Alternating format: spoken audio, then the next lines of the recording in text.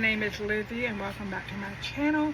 Forgive me for the lighting today because we're in my bedroom and I just didn't, the guys are setting up in the living room for wrestling tonight and I didn't want to disturb them.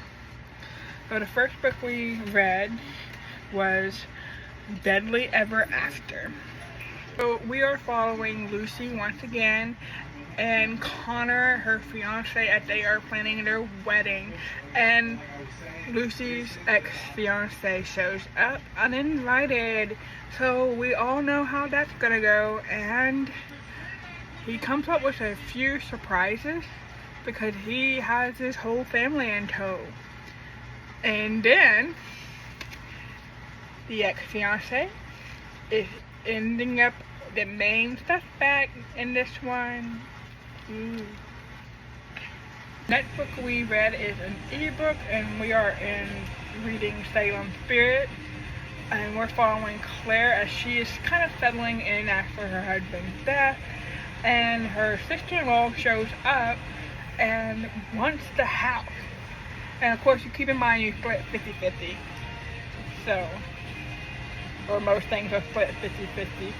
And we are discovering that Claire's trying to find out kind of about her little ghost friend and trying to set the house up for as a historical house. And it technically is, but the town doesn't want to have anything to do with that house.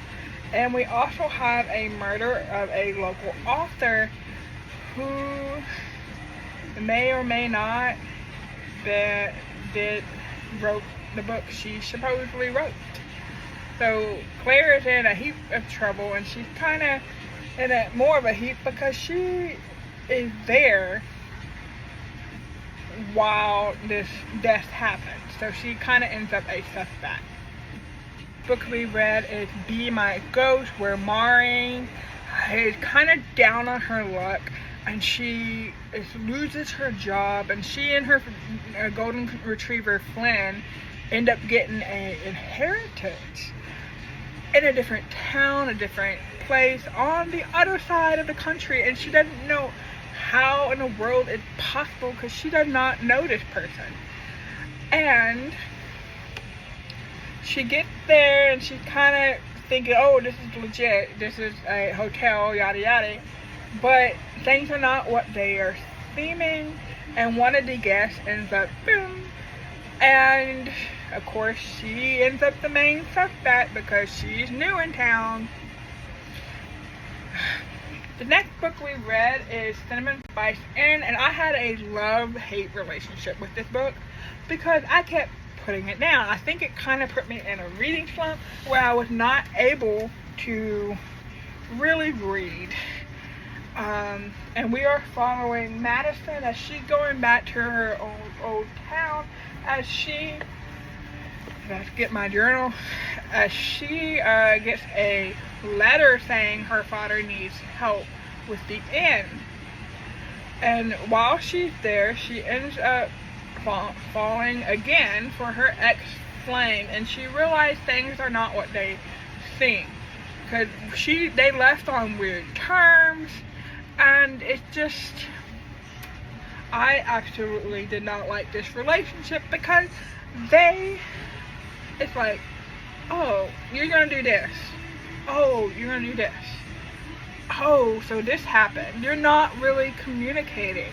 They are just jumping to the wrong conclusions, and I just want to reach into the book and go boom, because I'm like, what are you thinking? So obviously I did kind of rate this one a little low because of my aggravation towards it. Now, I'm not saying I'm not going to read the second one, but right now I'm not going to read the second one because I'm just so mad at it. But yeah. The next book we read is Friends, Lovers, and the Big Terrible Thing, and I kind of listened to this on my way to work. It wasn't quite what I was thinking, because I'm thinking Friends, you know, Friends, the TV show. I'm thinking Chandler Bing. I'm not thinking all this mess that comes with, what's the word, psychological mess, etc. Trauma, and I really did not rate this one, but I was kind of shocked on some of the terminology, some of the complex stuff, and kind of what was going on inside Matthew's head, and it's surprising, necessary to least. So I am kind of new on the friend, Chandler Bing, Monica, etc., because I did not watch that growing up. So I'm only on the 4th episode of Friends. If that tells you anything. But yeah. The next book is once again a Kindle Unlimited. I'm really trying to use my Kindle Unlimited before I don't have it. And that is I keep saying that, but that is a possibility because I do not know what we're going to do. So I read, oh gosh, let's see if I can pronounce this. Hydrant. It's The Flower and Homicides by Jade Curry. It's the first book, and I love the cat. Of course, you know I'm a sucker for cats. Wilson, the one-eyed black cat, is into a whole heap of stuff, and he is protecting his owner, Iris, as she gets in a whole mess of trouble. So, Iris owns like a little flower shop, from my understanding, and there's like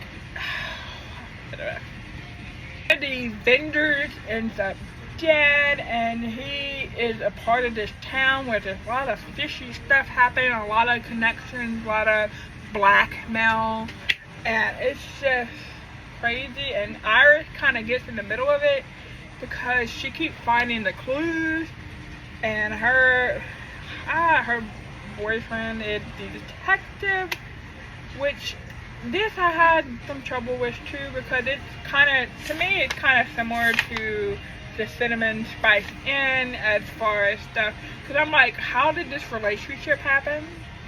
Because it really didn't go into the relationship, it just kind of went right into the mystery, and I was like, how did we get here? What is going on? But anyway,